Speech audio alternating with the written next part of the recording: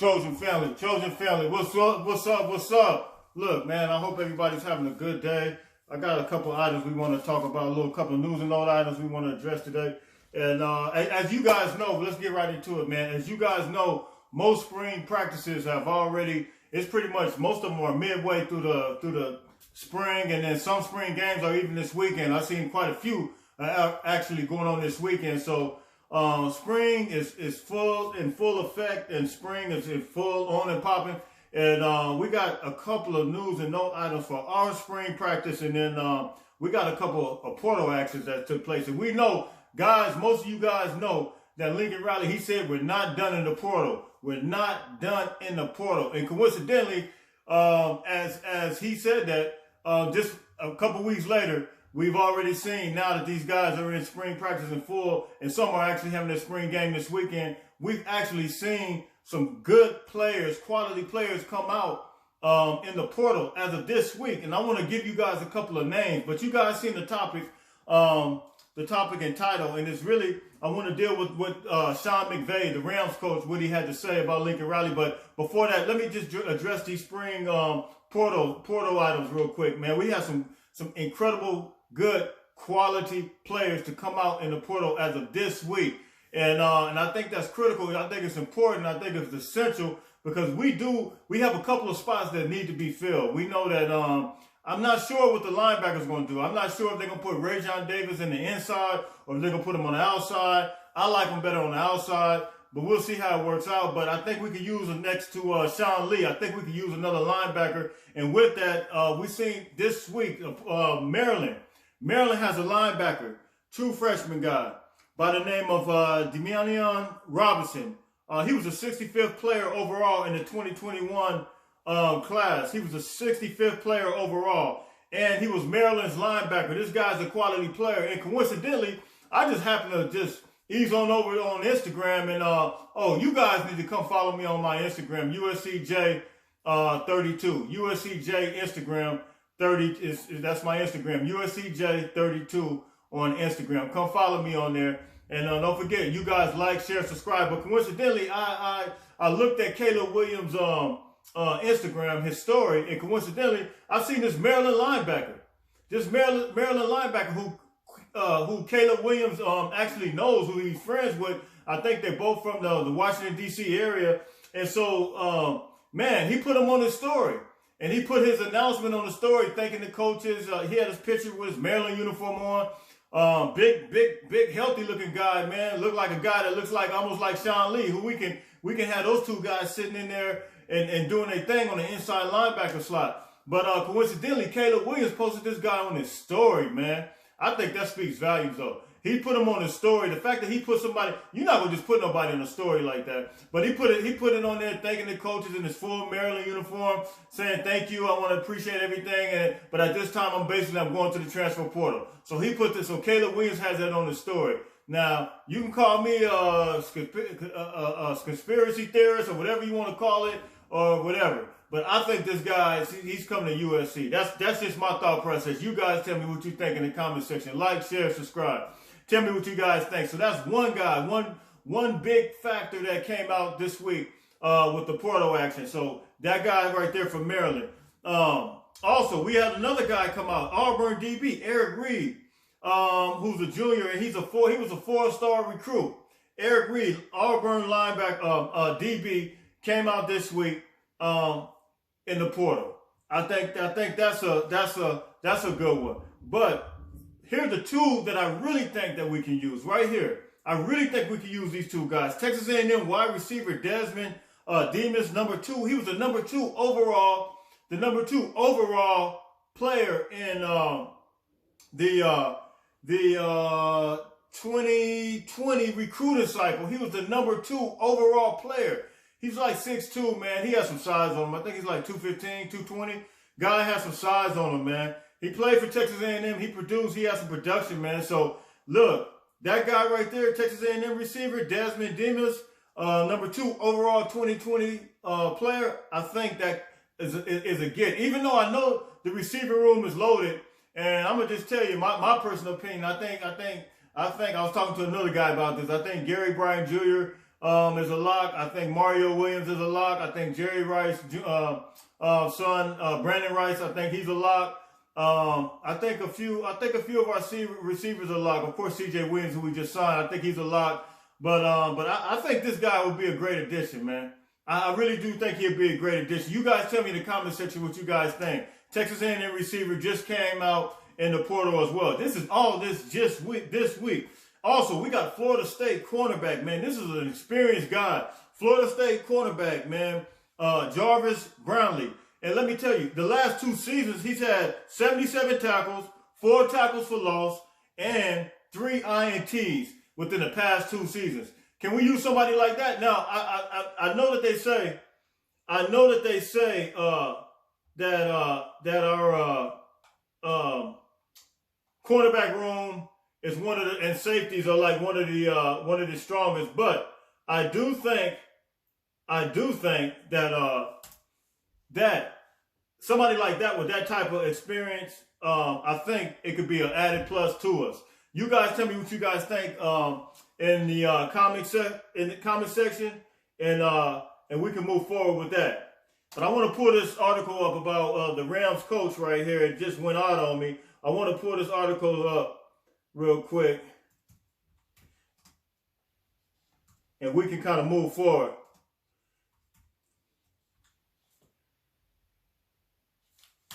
Let's see if it pulls up. Okay, here we go. Also, from our spring, we also and this is a plus right here. From our spring practice, this is a major plus. I think this is a major get.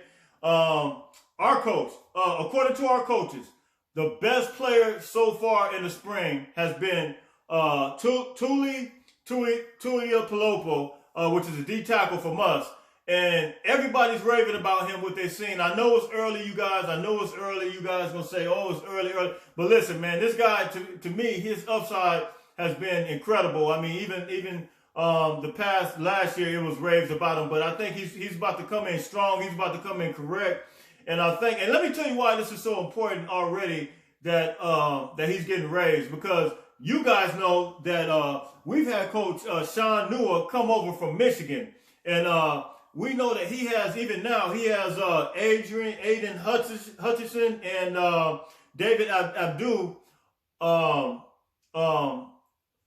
in the NFL draft, and they're supposed to be in the first round, man. They're projected to be in the first round, man. So I think for him to have those type of raves right now coming from this coach, I'm telling you, man, we can have a sneaky good defense if the pieces just come right. If Corey Foreman performs the way he needs to perform, if the D tackles, some of the ones that are there now perform, even the ones that are coming in the transfer portal, I think we could have, if things just come in the right way, I think we can have a sneaky good defense along with some of this transfer portal action, man, because this transfer portal action, man, is incredible, man. Oh, and have you guys seen that ESPN? Now, let me say this. If you look at most of the college spring games, all except Georgia, and not even Georgia's on ESPN. Georgia's on ESPN too. I think it's the 9th, April 9th, around 1 o'clock. But no school is being broadcast on ESPN except, guess who? The University of Southern California. That should say a lot. That should say a lot about the buzz that's taking place right now. So they'll be on. Let's see. I think it's April 23rd around 3 p.m. So USC is the only school that ESPN is broadcasting for the spring game. Most of the other schools are the SEC networks, the ACC networks. I think I see one on ESPN Plus. So listen, man, we have a lot to be thankful for. We have a lot to be excited about. You know, we got the Michigan ex-Michigan D-line coach raving about for one of the D tackles, not the transfer portal, but one of the ones that's already currently there. And I'm telling you, if the defense just lines up, it's no doubt in my mind. It is no doubt in my mind what the offense is going to do. And I'm going to read this to you right now with Rams coach Tim McVay, what he had to say about Lincoln Riley. Because have you guys seen this yet?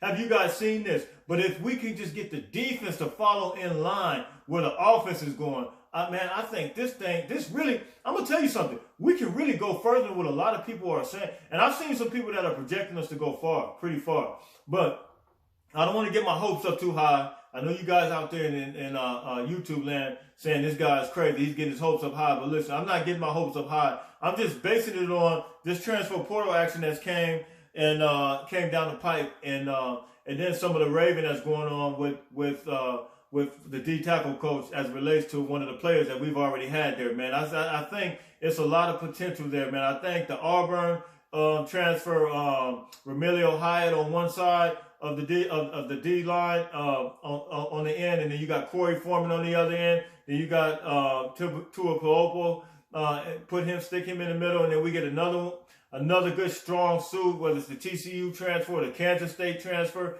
We get somebody in there that just really, and then you get possibly this linebacker from Maryland to come, man, and you stick him next to Sean Lee, man. I'm going to tell you this, man, because I've seen some reports. You guys tell me what you guys think about this now. I have a problem with this. I've seen some reports that said the McCutcheon, the Oklahoma transfer cornerback, which they said he has a long frame. He's like 6'1", but I've seen where they're trying to move him to safeties. Let me tell you something. If it's any position I don't feel like we need to move or touch, I think it's safety. I think Caleb Bullock, I think he's a superstar. And to my opinion, Xavier Alford, the transfer from Texas, last year the end of the season, this guy was coming on, man. And Xavier Alford is a baller, man. His movement, and then not only him, Max Williams.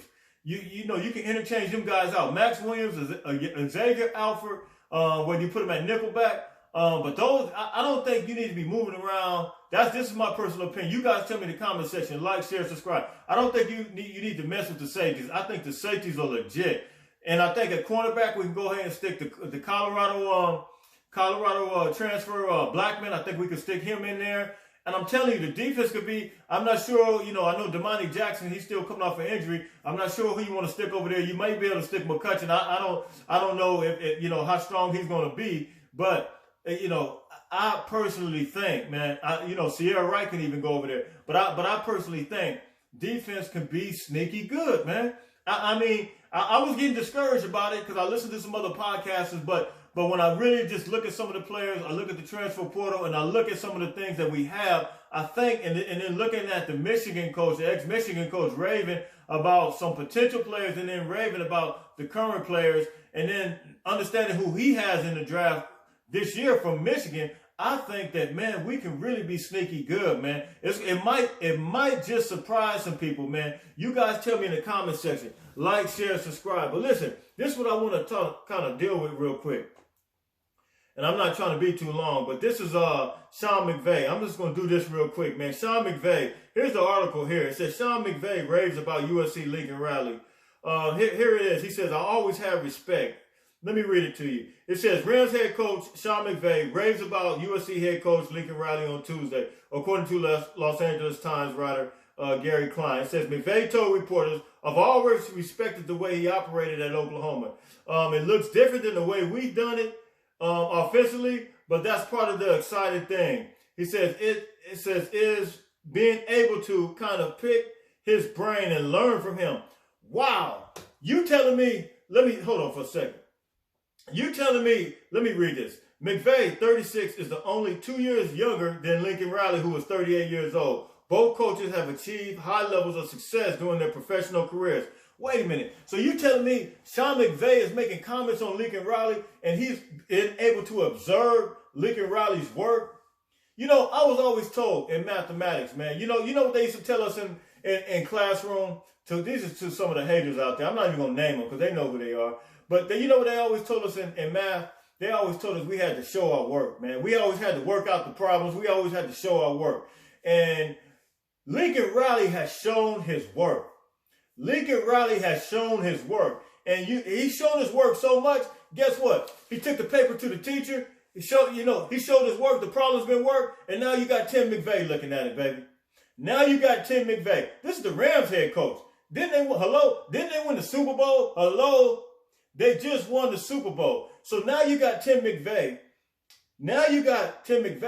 even able to glean, even to take some of the work, and it'll be vice versa. Lincoln Riley can glean from him. They can glean from each other. But man, that's to tell you something, man. That's why so many people are so high on USC right now. That's why ESPN is going to broadcast the spring game. You look at this man's comment section. He says the stuff that he's been seeing, he's always admired. Me personally, I'm gonna tell you straight up, I admired Oklahoma when they were when they had Lincoln Riley.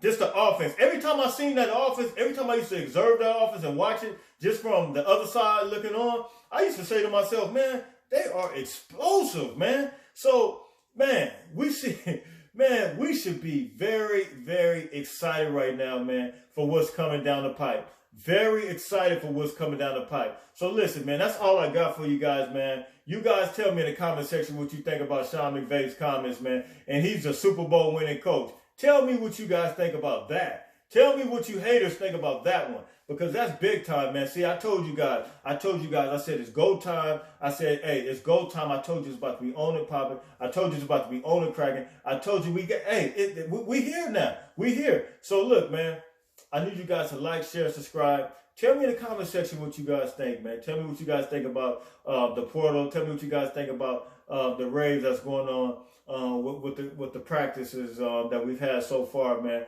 Hey, don't you guys forget, man. It's gonna help me out. Go follow me on Instagram at USCJ32, and then don't forget to like, share, subscribe, and look. I need you guys to throw up the deuces like this and just fight on, baby. Fight on.